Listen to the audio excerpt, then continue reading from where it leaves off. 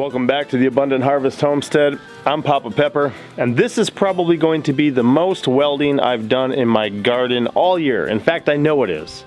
Actually, I didn't even start welding till a week ago. Today's Monday, probably what, 27th maybe, December. I started welding a week ago, and I welded some brackets up here so that I could complete one of my top priorities, which is to build a lean-to off the side of my shipping container. I needed to be able to attach all these boards to that thing without drilling holes into my shipping container, and it worked rather well. Welding's a little difficult, having just started it, but I can usually get it going pretty well and keep it going and accomplish what I need. I'm happy with the strength and kind of integrity of the welds that I have on here, and I paused for a week. I have a welder borrowed from a friend, but he's busy with some other stuff, so he doesn't need it right now. But I also want to get it back to him in a timely manner. So I wanted just to do all my welding in a quick succession, but I knew if I didn't continue with this project, it may not get done. So I just invested about a week on this lean-to. Still got a couple pieces of metal to go, a gutter to put up, some trim to wrap around it, some holes to caulk. There's more to it. And it's still got to get filled too. There's a lot of room under here for different resources there, different things in my shipping container that don't need to be in there, all sorts of stuff around my yard, the kayaks, other things. But today, while I got this welder, I'm heading up to the garden to do some welding. Now, I don't know how much welding any of you have ever even considered doing in your garden, but I think that when you see what I'm up to, you're gonna understand why. So I'm gonna grab my truck trailer welder, head up there now. And the cool thing about my garden, I actually built a drive-through into it. There's a center section and there's an outskirts, and I can drive all the way around. In fact, sometimes if I'm hooked up to a trailer, I'll just take a lap around the garden before I drive out, instead of trying to back it up. Pretty good at backing up trailers, but I don't always have a lot of room around here, so it's easier for me to just take a loop through that drive-through and do it that way. It's just another thing of living on the land, observing what I'm dealing with, the amount of rock or wood mulch or other things I'm bringing in or out of the garden sometimes. It just made sense to me to put a drive-through in. I never thought of it originally, but I just kind of started living that way and said, oh, I'm going to keep this kind of feature as part of it. Plus, if you think about it from an American mindset, and probably many other places, the drive-through is where you go to get food, right?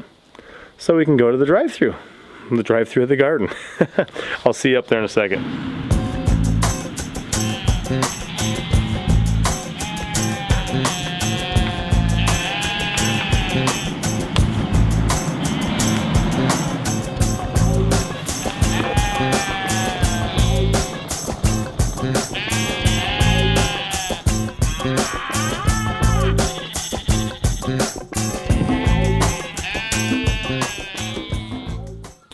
Well, the animals are keeping stuff knocked down over here, so it's going to be a little noisy apparently. Yeah, sheep. See, the ponies over there, cow, the sheep, even sheep with dreadlocks. Yeah, I got nothing for you right now. Just don't look directly at the welder, okay? But here's my project, and here's what I'm thinking. I have a Muscadine grape planted right here. I have a Muscadine grape planted right there. And what I'd like to do is have an archway for these guys to grow on, a nice structure. So what I'm planning on doing is taking some 10-foot T-posts, putting them up in the middle of here, and if you can see, I've got two rebars bent over the top of there. So I'm going to weld the rebar through the top of the T-post, and then I'm going to weld some little sections across it and make this whole archway. Up in my garden there is plenty of kind of different arbors. Here's a big one for some cold hardy kiwis. Another one over there. A lot of little ones for walkways and stuff. And I'm going to put this one across here. And I'm thinking with welding it together, putting the T-post in the middle, this is going to work pretty good. And have an incredible arbor for these muscadines, and they're going to provide shade for some strawberries beneath them at this section. I think it's going to work great, but only way to find out is to do it. So we're gonna do it. Let the guarding welding commence.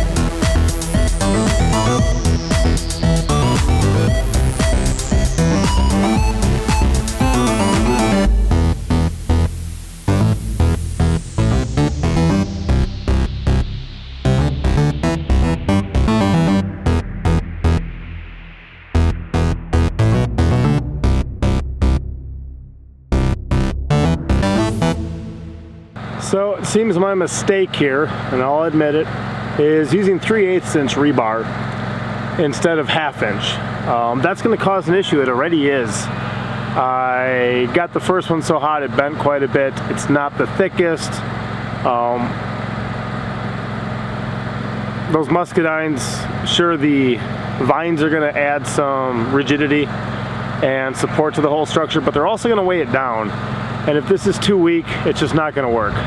I'd rather not use my 1/2 inch because I'm going to need some of that for the root cellar roof. That's going to be the floor of my outdoor kitchen, but options are limited right now. I do have some extra pieces laying around, so I think I'm just going to put, I guess maybe on the end caps, maybe just leave what I welded in place and just kind of double it, put a 1/2 inch next to the 3/8. Not ideal, but let me try that and see. But yeah, the thicker the better, because you want it to be strong and rigid, especially if you're going to be supporting a vine, a plant that can put a lot of weight out.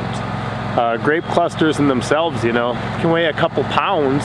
If you got a bunch of those, yeah, I'm gonna need to fix this.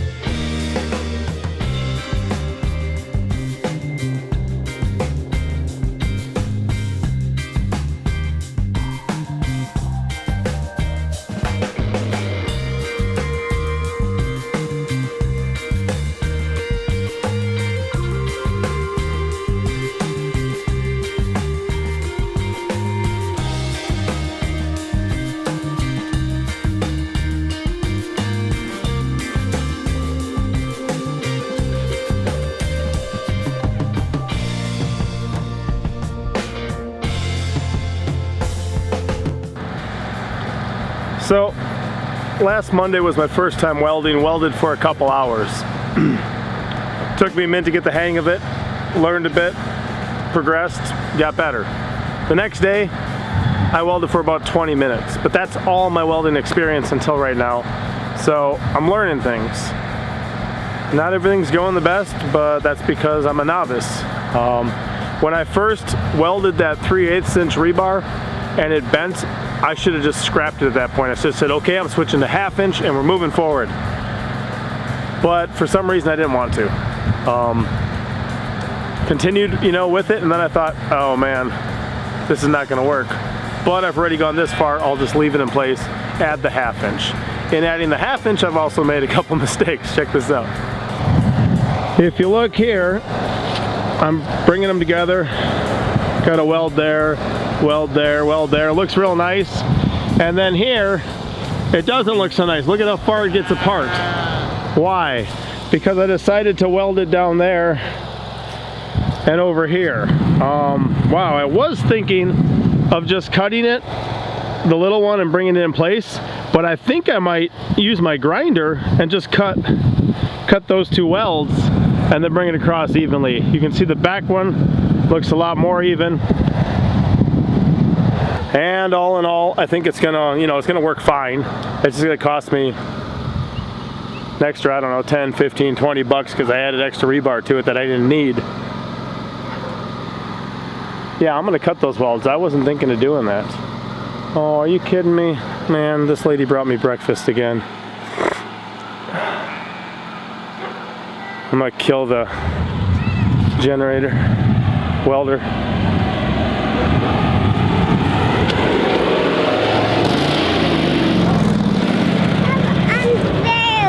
What's that? We have food. Oh, we have food. We got you some breakfast, Papa. Darling, it is. I'll eat and then I'll do devotions and then I'll get back to work, okay? Do you want to eat outside or do you want to eat inside? I'll sit down here and eat real quick and then come in. Did you guys already eat? Yes. All right. Well, the children did. Excellent. I'm going to eat inside. Are you? I'll come join you inside then. Okay. So that looks lovely. Thank you, my lady. You're welcome. And look at her shirt. It says, find joy in the journey. The way I figure it, that person must have been heading to a job that they didn't like, or they would have appreciated their destination too. I'm not sure. I'm still researching.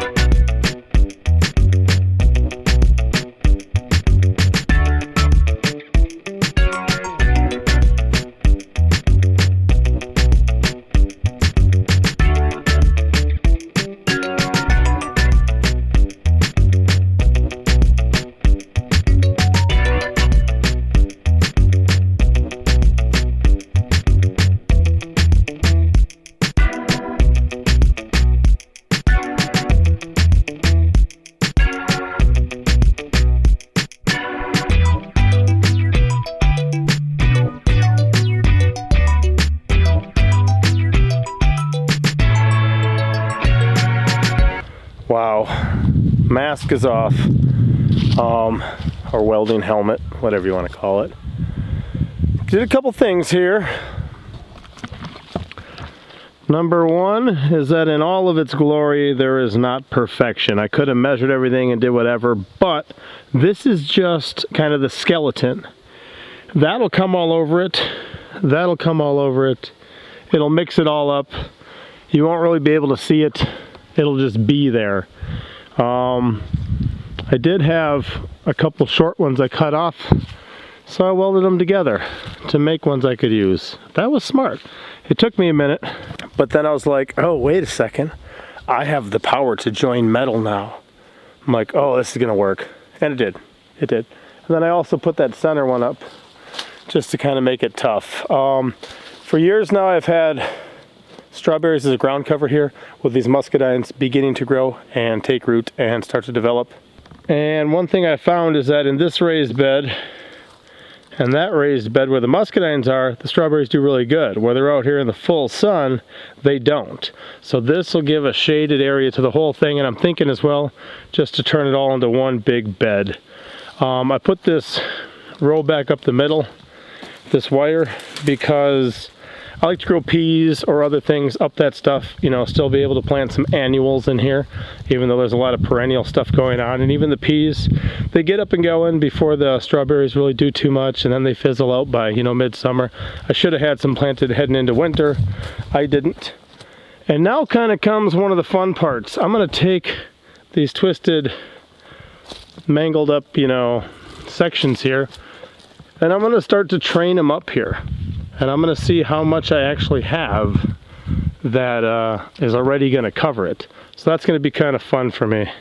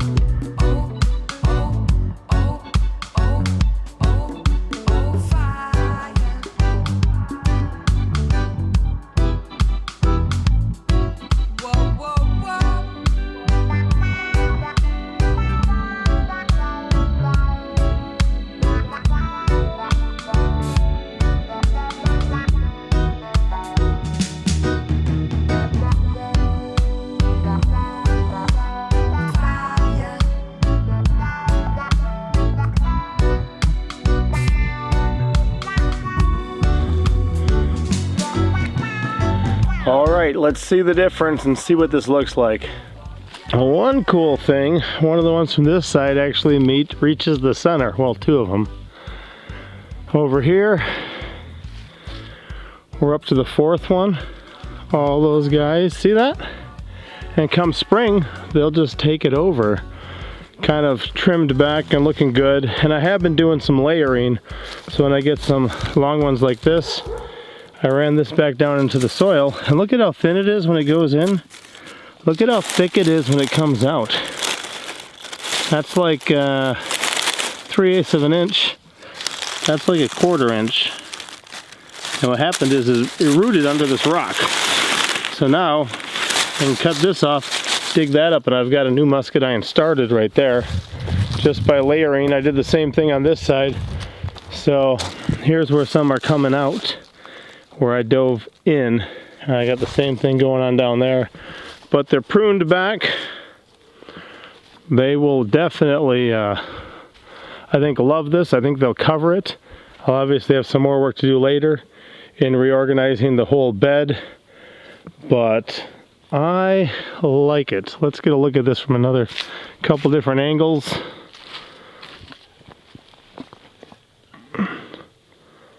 Like I said, it's not perfect, not symmetrical, all that, but it doesn't need to be. I gotta take care of some business in town while stores are still open, so my time's limited. I just wanted it to have structural integrity and be able to work. If I wanted to look at something pretty, I'd look at my wife. This just needs to be support. And here it is from this way. I'll tell you what, I think that's gonna look amazing next year. Once that gets covered, imagine walking through here and just grabbing some grapes, grabbing some grapes, grabbing some grapes, continuing on to go munch on something else. So I gotta get heading to town here. I will see you guys later. I got another welding project coming up before I get to return that thing, but This I've been waiting on for a long time. Thought about this quite a while ago as I started to add rebar to some of my stuff, make it taller on my perimeter, having rebar running to make my my trellises taller, and I'm really excited about this. So job well done. A little more skill, practice, experience on the welding, and I'll see you next time. Pop out.